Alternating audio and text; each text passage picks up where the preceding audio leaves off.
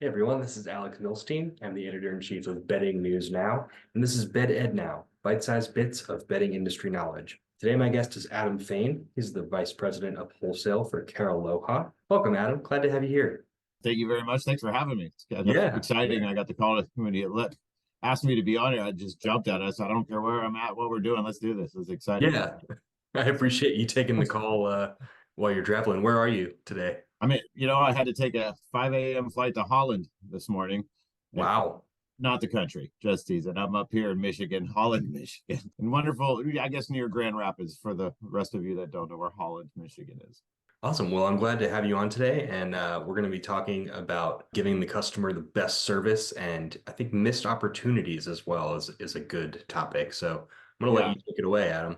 Hey, no, I appreciate that. And, missed opportunities, not just for, say the business owners out there or the salespeople out there in dollars, but really the missed opportunities for the end user to have that ultimate experience that we're really trying to provide for them that really propels our business. That's what generates that word of mouth advertising. We're like, oh my gosh, I got this amazing this, or I got this amazing that when I'm sitting at a picnic or around a dinner table with friends and family. So that's ultimately the missed opportunity I'm seeing that I'd love to talk about. So without me rambling, really, I'm excited to talk about it, but the name of this podcast is called Bet Ed, right? And I look at the industry from a different lens now that I'm on the top of bed category after spending my career on the mattress side of the industry. Now being on this side, I'm seeing a whole new light, right?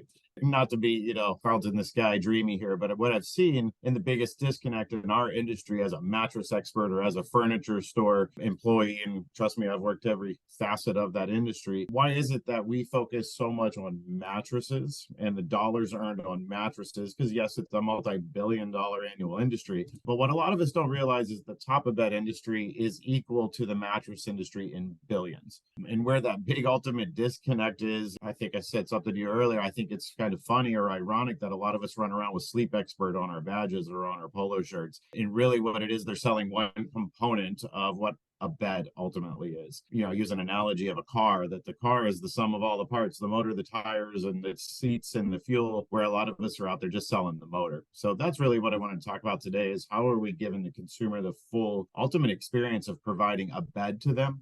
Because I don't know about you, Alex, do you have a mattress room in your house? I do not have a mattress room.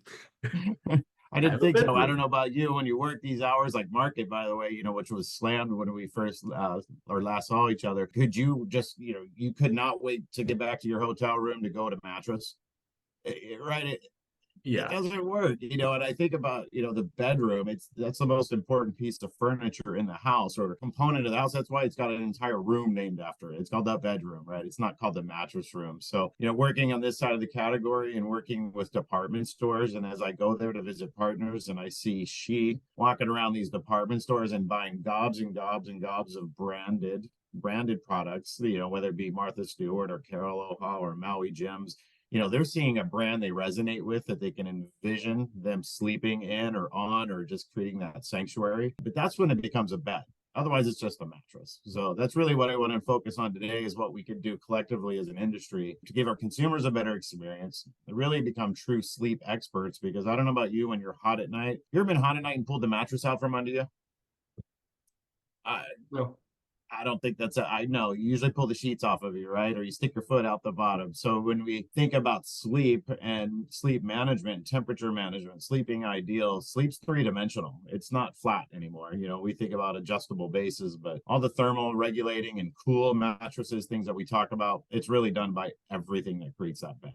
definitely. Now, where do you think the disconnect is? Because I've definitely heard this before talking to others in the industry. So Yep. where do you think the disconnect is? I guess when it comes really down to the RSA, who Yep. is saying, you know, you're buying this mattress, but you're going to need sheets, you're going to need pillows, you're going to need all Yep. these accessories. So why do you think it is that, they don't build that I've, into their sale there's now? a couple. Yep. No, there's a couple really big highlighting factors. And I really think I had that aha moment where, like I said, traveling department stores. A couple things. One, it's perceived as an add on. that's where you've made the mistake right then and there. If we're talking about cooling technology in a phase change material or diamond dust that's conductive in a mattress, we need to be talking about componentry that actually enables that technology to work, and it needs to be sold as an add-in on during the process. So if we're waiting to talk about this component at the end of the desk where the consumer's already gone through the financial aspects of it, of what they can and can't afford, you've negotiated on only the mattress, that's now another purchase that's shock and awe, right? Compared to simply saying that, hey, you just bought a Ferrari, you cannot put your Jeep tires on it and expect it to go 200 miles an hour around turn. They don't work together. So that, from an RSA standpoint, they're seeing it as, well, it's almost anguish to them. It's the last thing they want to talk about because they see it as, not enough to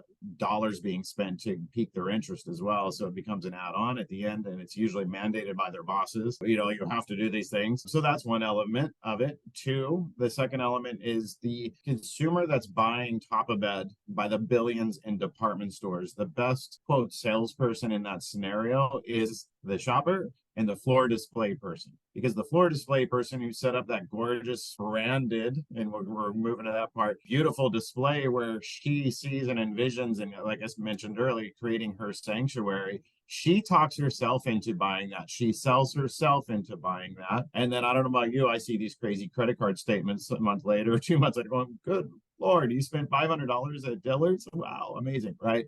So there's that piece of it. So the RSA doesn't see the opportunity, and they're not enhancing and talking about the science and where it's appropriate, missing $500 to $800 per sale and transaction with pillow sheets, protectors, so on. She is walking around mattress stores and seeing brands, X, Y, and Z, and has no clue who they are. Right. So it may be a popular brand in our channel, but to her, if it's not at Macy's, it's not at Nordstrom, she ain't looking at it. Right. And so we need to keep that in mind, that we may have this brand on our shelves that is super popular in our channel. But let's face it, our channel is driven by some, pretty old gray hair guys like myself wearing suits that have no idea what's going on in these department stores. And those brands may be famous to us, but the she who's out there transacting in the billions is buying branded products at these department stores. So I think that's where the disconnect is one, it's not being sold and with the science of the mattress to enhance it and enable it.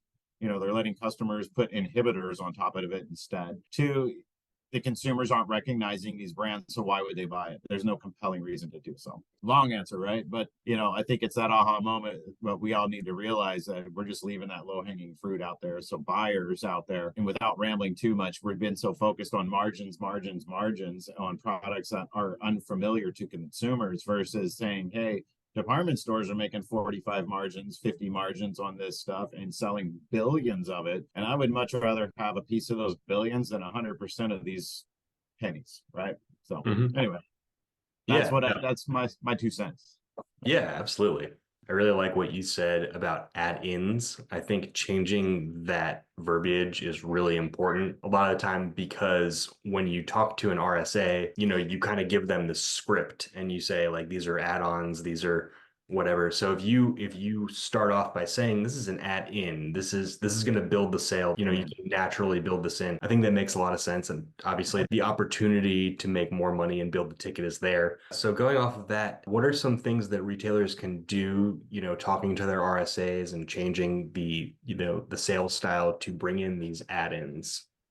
Yeah, it's a really great question. For one, implement, right? They need to channel their focus into a program and not just think these little flash in the pan ideas are going to equate to ROI, right? They end up spending their money, wasting money. Oh, I'm going to try this brand. Oh, it didn't work. I'm going to try this brand. It didn't work. Where the truth of the matter is, you can be successful with any of the brands. And especially if you buy collectively and buy certain ways to appeal to different consumers. So that's one part of it. The owners have to have buy-in. They need to realize they've got wasted space, like behind you on those shelves. They could be merchandising vertically and creating appeal to those consumers that maybe 50% of that couple that's shopping for the mattress, there's usually one of them that doesn't want to be in there. So why not have another component that's engaging, creating interest, softening the environment, and then from there, once you dedicate time to the space, you've got to tell your RSAs that this is what we're going to do, and we're going to hold you accountable. Yeah, for the most part, the chief of the fire department says, "Look, man, you got to show up to the fire with your hose, and it's got to have water in the truck."